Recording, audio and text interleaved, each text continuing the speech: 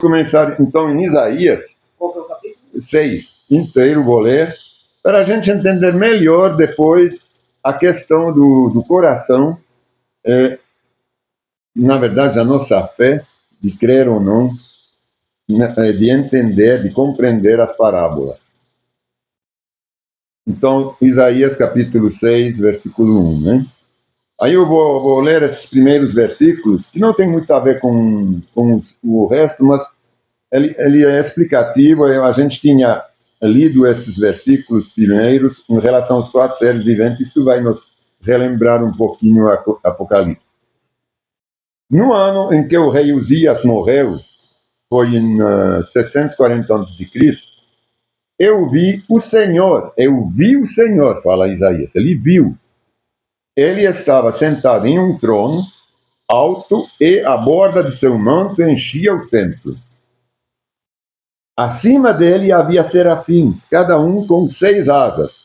Com 2 asas cobriam o rosto, com 2 asas cobriam os pés e com 2 asas voavam.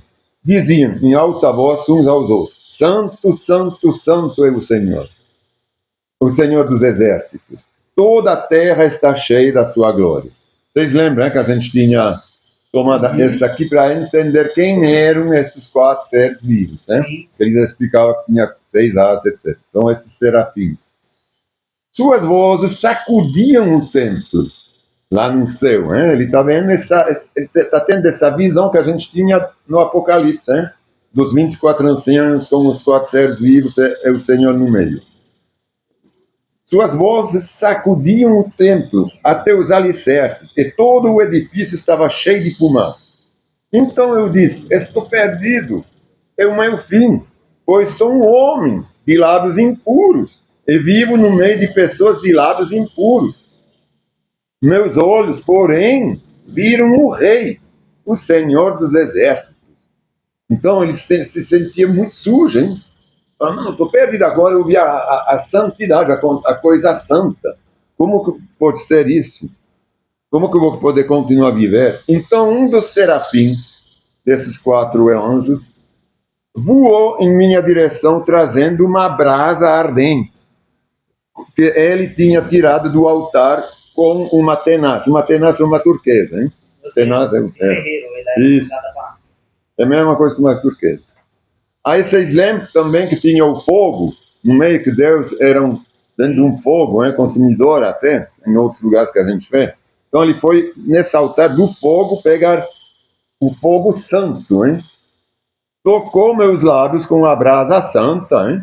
E disse: veja, esta brasa tocou seus lábios, sua culpa foi removida e seus pecados foram perdoados. Aí a gente entende que isso é o sangue de Jesus, a pureza de Jesus, é o fogo do Senhor Deus, através de Jesus, que vem para remover nossos pecados, para nos santificar, né? Através do Espírito Santo. O fogo do Espírito Santo. O Espírito Santo é estilizado, hein? Estigmatizado como um fogo, hein? Como a gente tem aqui. É um fogo o Espírito Santo. Ele limpa, ele pega o ouro, ele derrete o ouro, é tudo que escória vai de um lado, eu fico puro, sou ouro puro, né? É isso que ele faz com a gente. Ele nos limpa de toda a sujeira, o Espírito Santo. Então é isso que ele está fazendo aqui com essa brasa. Né? Eu vou reler, para a gente entender bem. Veja, esta brasa tocou seus lábios, sua culpa foi removida e seus pecados foram perdoados. Então ouvi o Senhor perguntar: quem agora enviarei como mensageiro a este povo? Quem irá por nós? Para ir levar as boas novas, a gente tem, em primeiro, a pessoa tem que ser purificada, tem que ser pura e santa. Como que a gente pode levar uma mensagem de Deus se a gente não é puro? Complicado isso, né? Tem quantos que querem fazer isso? Imagino, como ele falou aqui, o que vai acontecer de mim agora que eu vi a pureza? Então, imagina alguém que leve a coisa pura e que não é pura, o que vai acontecer? Isso não é possível, essa mistura, hein? O imundo com o puro. Eu respondi: aqui estou, envia a mim, porque agora tem sido purificado, né? Agora eu vou ler esse versículo 9 e 10. Vocês têm Não, vocês não têm a mesma Bíblia, né? Você poderia passar a tua Bíblia para eles, fazendo favor? Porque você já deve estar conhecendo. Não, é só para ler embaixo, tem uma anotação nas turmas que é trazido da Septuaginta. Isso é muito importante, a gente ler o texto original. Por quê? Porque até eu vou te falar, às vezes, mas com outros versículos, isso aqui é diferente, mas com esses versículos, a gente fala, por exemplo, nas pragas do faraó, hein? Deus fala realmente que ele endureceu o coração. Sim. Porque ele não queria ver ele salvo, porque ele não merecia, na verdade, era no tempo da lei, ele tinha que ser castigado, porque realmente estava maltratando o povo, ele estava sempre mentindo, enganando. Então, ele fala, eu estou endurecendo o teu coração, você não vai poder ser salvo. Agora, aqui é diferente. O que a gente vai ler aqui não é o Senhor que está endurecendo, mas as traduções retomaram, fizeram um paralelo. Isso aqui eu até via estudando um pouquinho, esses teólogos, eles fazem muito um paralelo entre esse texto e o texto justamente do faraó. E não é um paralelo que a gente pode fazer. Vocês vão ver por quê. Porque aqui foi traduzido assim. Eu vou ler agora o que está na palavra, assim, o que está nessa Bíblia. A gente vai ler o texto, continuando. Depois a gente vai ler o que está escrito na Septuaginta, que é a primeira dos 70, né, que foi traduzido. O primeiro texto. Então eu vou ler aqui. Ele, no texto comum, que está. Versículo 9. Ele diz: vai e diga a este povo, ouçam com atenção, mas não entendem. Observam bem, mas não aprendem. Ele está dando quase uma ordem, mas não entendem. Ele não está falando, mas não vão entender. Mas não entendem, como se ele endurecia o coração mesmo deles. Observam bem, mas não aprendem. Endurece o coração deste povo. Está escrito aqui, certo? Endurece o coração deste povo. Está falando, como se Isaías tinha que ir lá para endurecer, em nome de Deus, o coração desse povo. Tapa os ouvidos e fecha os olhos deles. Tapa os ouvidos para eles não poder aprender. Assim, não verão com os olhos, nem ouvirão com os ouvidos, não entenderão com o coração, nem se voltarão para mim a fim de ser curados. Agora a gente vai ler o original. Então quer dizer que aqui não tem nada, ninguém pode ser salvo.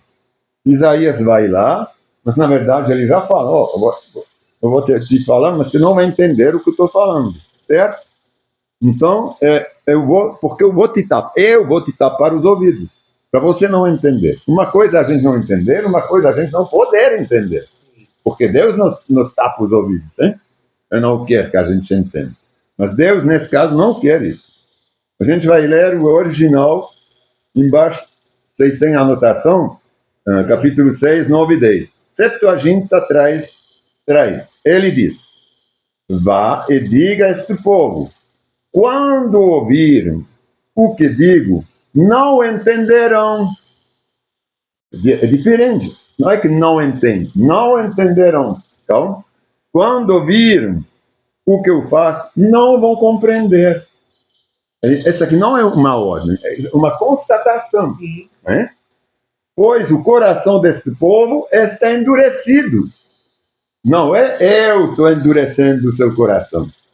Mas o coração deste povo está endurecido. Por isso vocês não vão entender. Eu vou falar. São meus discípulos, são meus profetas, são meus filhos vão entender. Porque vocês têm um coração endurecido. Vocês não querem saber. E seu coração não entende. E não se voltam para mim. Nem permitam que eu os cure. Como é diferente, né? Quem não permite, não é Deus que não quer os curar. É eles que não permitem porque não querem saber dele. Então, você vê como as coisas podem Tem uma Bíblia que é assim? A Septuaginta, que é a Bíblia de Jerusalém. Mas na Bíblia de Jerusalém, traduzida já em português, eles já retomaram esse texto. A Septuaginta, os textos originais da Septuaginta, mas a Septuaginta ela é em latim, é a Vulgata, mas também já tem uma tradução da Vulgata que foi modificada, mas seria a Septuaginta, ela foi traduzida em latim, foi a primeira tradução depois do grego, era grego, né? Aramaico, foi traduzido para o latim. Aí do latim foi traduzido, aí fizeram a King James em inglês. Depois de tudo isso vieram as outras. Mas aí eu não tô. Então, cada uma língua ele vai. É outro padre, é outro teólogo, entendeu? Aí, é por isso que às vezes é muito bom ter o original, mas de um outro lado, essas traduções, como a gente tem aqui a tradução, a transformadora, ela é mais fácil para entender o contexto, isso que é importante. O que a gente quer saber é o que Deus queria transmitir para o povo.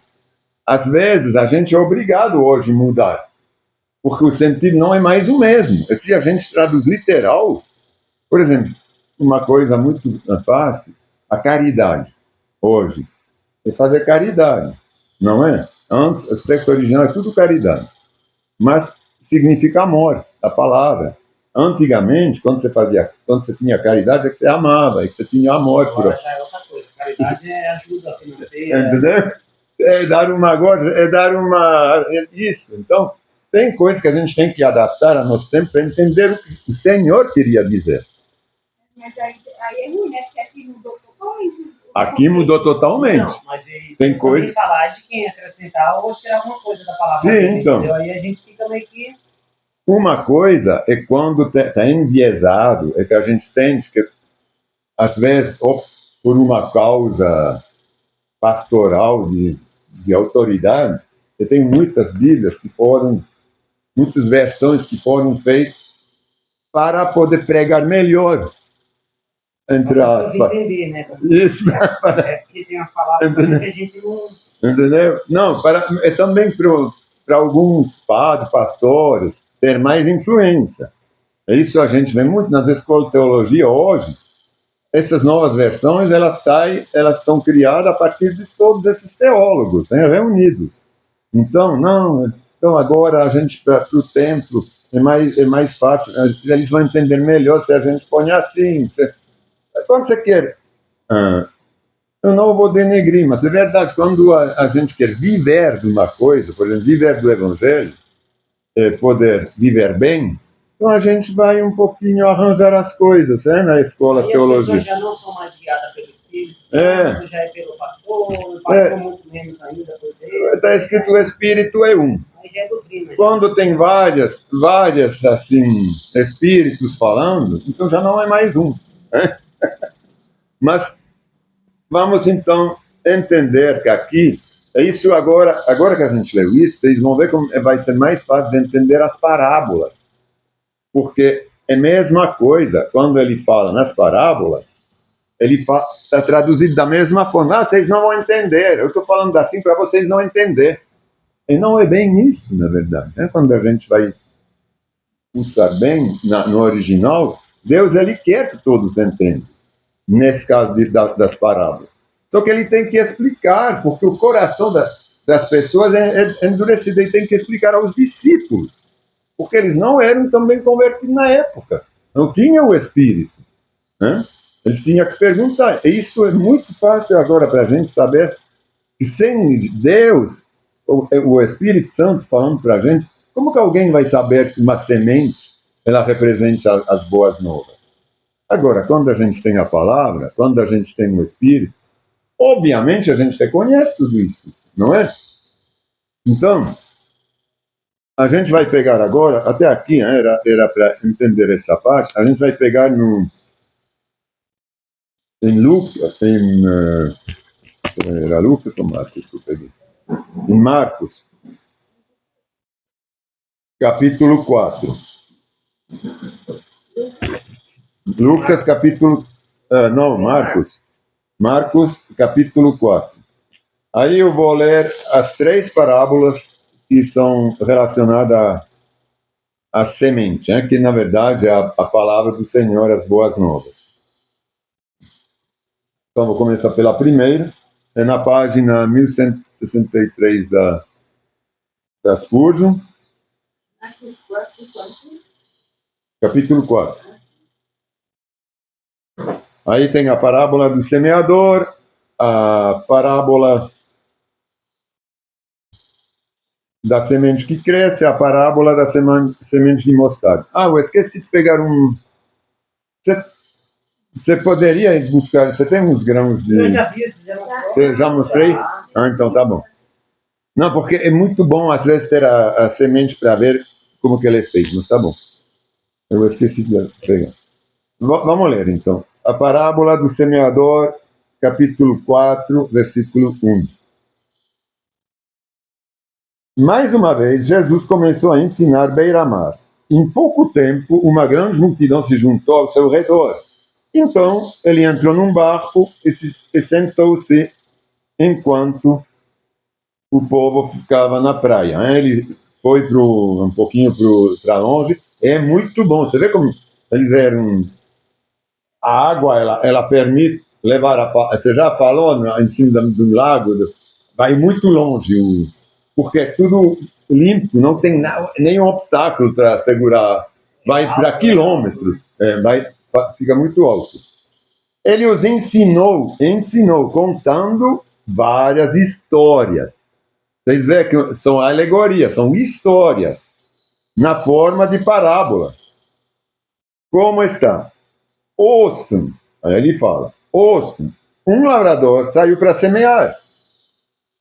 Enquanto espalhava a semente pelo campo, algumas caíram à beira do caminho, e as aves vieram e as comeram. Essa semente, quando ele semeia, é como semear no campo que é a terra, hein? As boas novas, hein? Aí as boas novas caem no coração, na mente das pessoas, de uma forma ou de uma outra. Outras sementes caíram em solo rochoso, um coração meio duro, não havendo muita terra.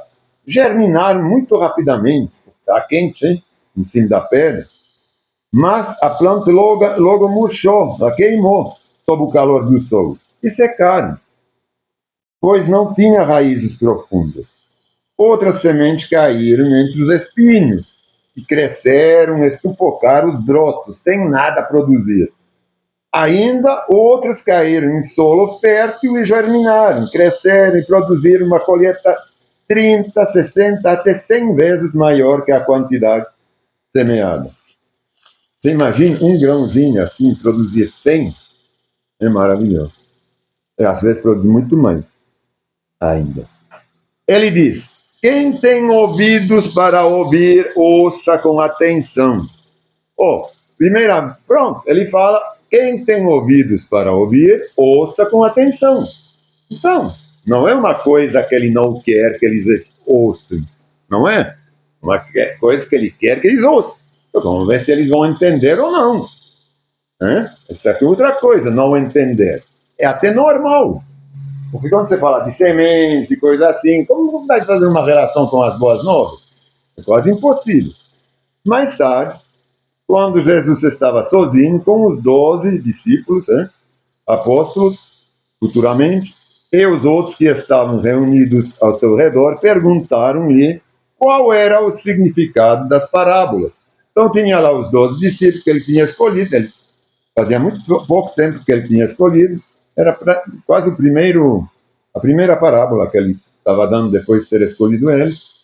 Aí ficaram um pouquinho, eu acho, para debater, conversar, para comer alguma coisa. Esses que ficaram junto com os discípulos de Jesus, então receberam a resposta, a explicação. Ele respondeu, a vocês é permitido entender os segredos, os mistérios do reino de Deus, mas uso parábolas para falar aos de fora, de modo que, agora vem o que eles estão, vou ler aqui o texto e depois a gente vai ver um númerozinho que tem lá.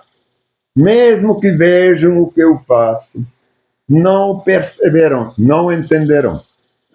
Perceber, entender. E ainda que ouçam o que diz, não compreenderão. Do contrário, poderia voltar-se a mim e ser perdoados. Aqui já dá para entender mais ou menos melhor, hein? Que não é realmente que ele não quer que eles entendessem. As pessoas não querem. Mas mesmo assim, eles não, quando a gente lê assim, sem realmente pensar, a gente pensa, mesmo que vejam que eu faço, não entenderão. Ainda que ouçam o que eu digo, não vão compreender. E do contrário, senão eles poderiam ser salvos, como se ele não quisesse. Mas não é. Né? Aí a gente tem lá um Bzinho, vocês viram lá na Bíblia das Coisas, depois de ser perdoado, tem um pequeno B. Aí a gente vai lá embaixo, no Bzinho, o que está escrito lá? Isaías 6, 9 a 10, conforme a Septuaginta. Então, a gente ele se refere, e aqui, essa compreensão, esse entendimento, não é que ele não queira, mas é que o povo tem o coração endurecido. Agora, o que a gente vê? Quando ele fala, a vocês é permitido entender o segredo do reino. Então, é quem estava lá?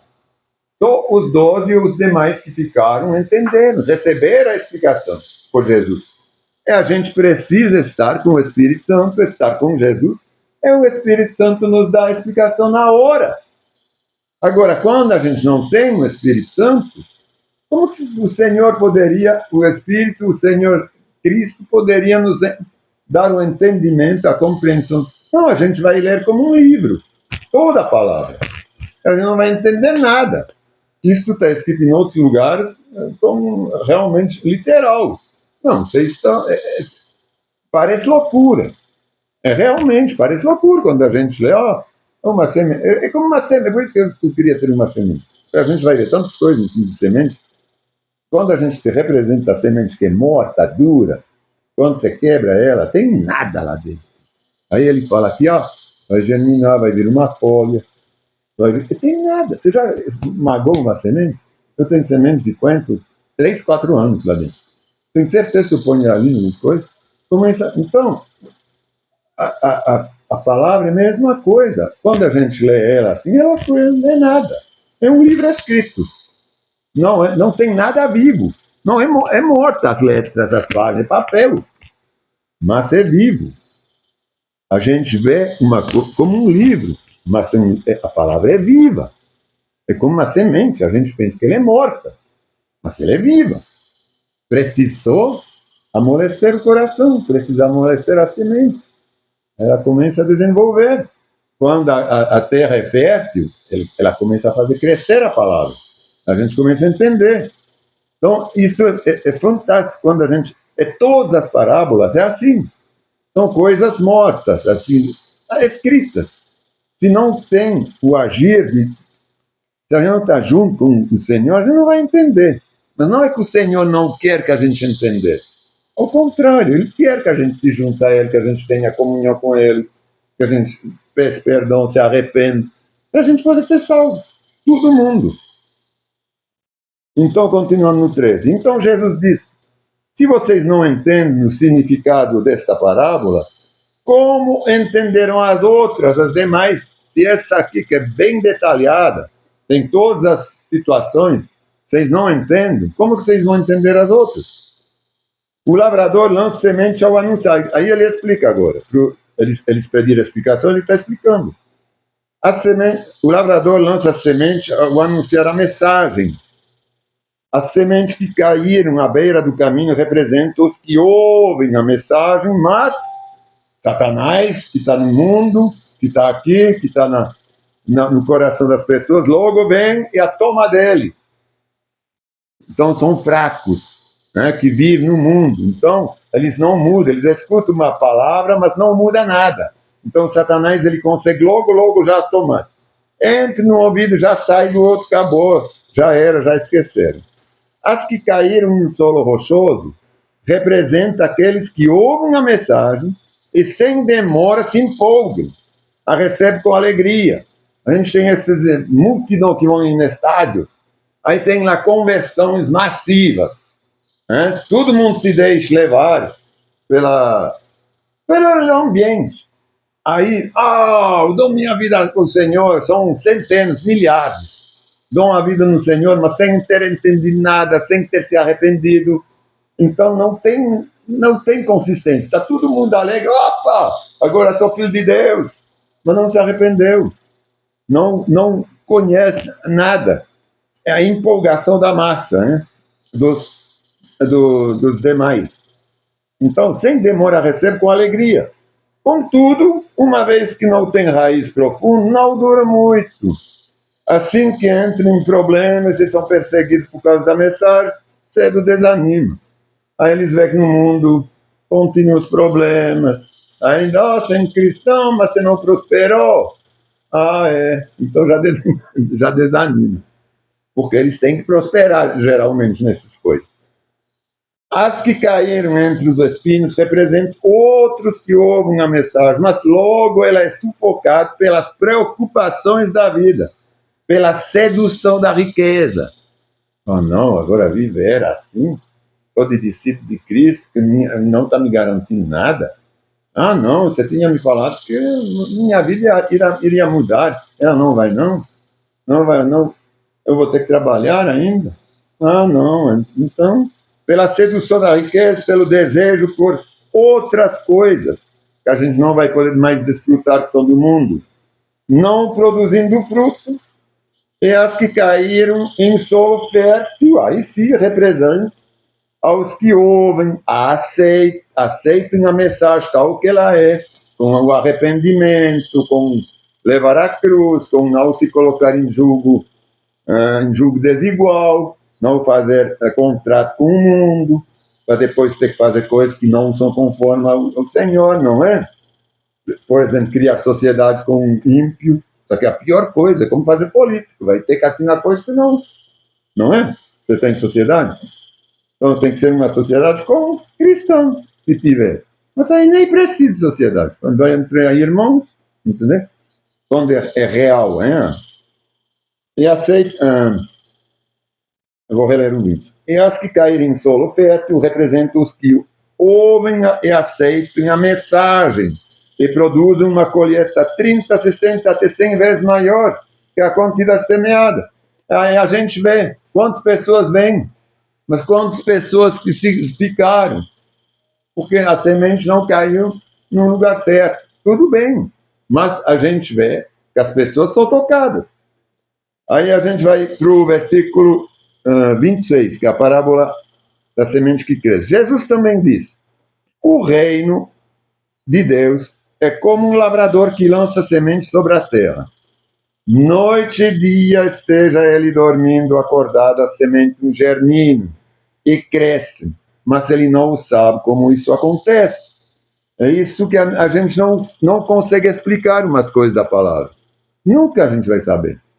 Apocalipse é principalmente isso, mas muitas coisas que acontecem na vida das pessoas, na minha vida, na tua, na dela, a gente não sabe como que acontece.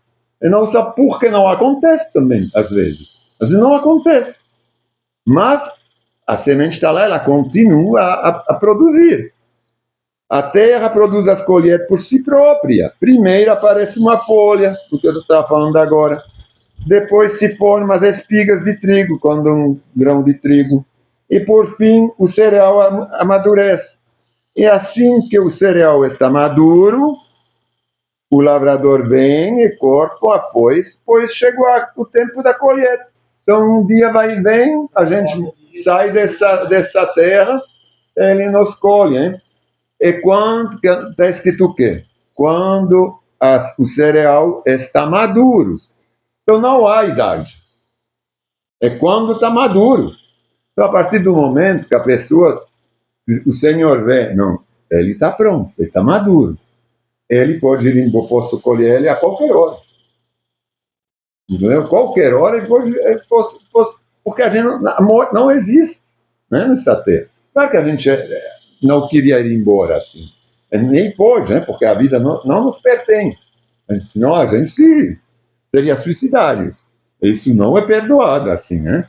Porque Deus nos dá a vida, não pode tirar. Então, mas quando Deus escolhe, a gente não pode se irritar. Tem gente que fala, não, ele tinha toda a vida na frente dele, é muito novo. E tinha toda uma vida ainda. A vida não está aqui, não. A vida está lá. Essa vida aqui é só para escolher. Então, mais rápido a gente escolhe, mais rápido a gente garante ter vida. A gente tem que ver a coisa assim. Para quem não tem esperança, aí sim. Se não tem esperança de reencontrar a pessoa, aí pode ser duro, né? Porque a pessoa sei, apesar que eu não posso julgar, mas a gente vê nos frutos, como está escrito na palavra, a gente pode imaginar se a gente vai reencontrar ou não, não é? Aí tem mais uma parábola que eu quero ler, que é a parábola da semente de mostarda, o versículo 30. Jesus disse ainda, como posso descrever o reino de Deus? Ele quer realmente explicar nas pessoas como é o reino. Então, quando a gente fala, não, ele não quer que a gente seja salvo, não é verdade. Ele quer, porque ele, pela terceira vez agora, e por outras vezes, ele fala, como posso descrever o reino de Deus? Que comparação devo usar para ilustrá-lo? E como uma semente de mostarda plantada na terra é a menor das sementes, mas se torna a maior de todas as hortaliças, com ramos tão grandes que as aves fazem ninho à sua sombra. Gostou? Liga um pouquinho rapidinho, depois a gente liga de novo. É muito barulho, não é? É a menor das sementes, mas se torna a maior de todas as sementes, de todas as hortaliças, com ramos tão grandes que as aves fazem ninhos à sua sombra. Então, ele não fala que é a menor semente que faz a maior árvore, né? Das hortaliças, a maior. Então, porque tem gente que fala, não, mas a grão de mostarda não é maior, a mostarda não é maior que um carvalho, né? Das hortaliças. Jesus usou muitas histórias, alegorias e ilustrações semelhantes para ensinar o povo, conforme tinham condição de entender. Então, quem tem condição de entender? Quem quer? É só me colocar na condição que Jesus está falando. Então, me segue, faz isso, você vai entender. Não é? Na verdade, só usava parábolas para ensinar em público. Depois, quando estava sozinho, com seus discípulos, explicava tudo para eles. Você vê como é muito claro? Depois, a segunda vez que a gente vê isso. Quando ele estava sozinho, com seus discípulos, ele explicava. Então, é quando a gente escolheu de seguir a Jesus, seus discípulos tinham escolhido de segui-lo, então ele explicava para eles, para os outros não. Então, se a gente quer ter a explicação do reino de Deus, a gente tem que, em primeiro lugar, conhecer a Jesus e ter o desejo de segui-lo, querer se arrepender, querer seguir os preceitos da palavra, só isso, não é? Então, muito obrigado, Senhor, obrigado pelos meus irmãos que puderam vir, e obrigado também pelos meus irmãos que não puderam vir, mas que certamente vão ser tocados por Ti, Senhor, pelo Teu Espírito. Eu sei, Senhor, que Você é tudo poderoso, que Você atende às nossas orações. Eu te peço, Senhor, tocar todos os corações, Senhor. E que depois quem queira, Senhor, receber a compreensão, o entendimento do Teu reino, queira ou não, esse aqui está com ele, Senhor. Mas eu sei que o Senhor toca, que a semente é semeada. Como que ela vai cair em qual tipo de coração? Como que ele vai ser? Duro, seco, quente? Ele vai ser fértil ou não? Isso não é dependente da semente, é dependente da própria pessoa, é dependente do solo, do coração, Senhor. Por isso, Senhor, eu te agradeço, porque o Senhor não faz acepções de pessoas, está em outros lugares, e para todos, Senhor, não há sítio, não há hebreus, não há judeus, não há... Todos são iguais perante a Ti, Senhor. O que é diferente, o que é desigual, Senhor, é a mente, é o espírito, é a vontade de cada um de nós. Senhor, eu te peço, amolece esses corações que precisam ser amolecidos através da tua unção, Senhor. Você possa fazer cair essas escamas que às vezes ocultam, ofuscam toda a tua glória e que impede as pessoas de fazer essa escolha para ti, Senhor. Senhor, eu te coloco agora todos eles, todos nós, entre as tuas mãos, Senhor. Eu também me coloco entre as tuas mãos. Eu te agradeço também por todos os meus irmãos, pelos livramentos, como falou minha irmã.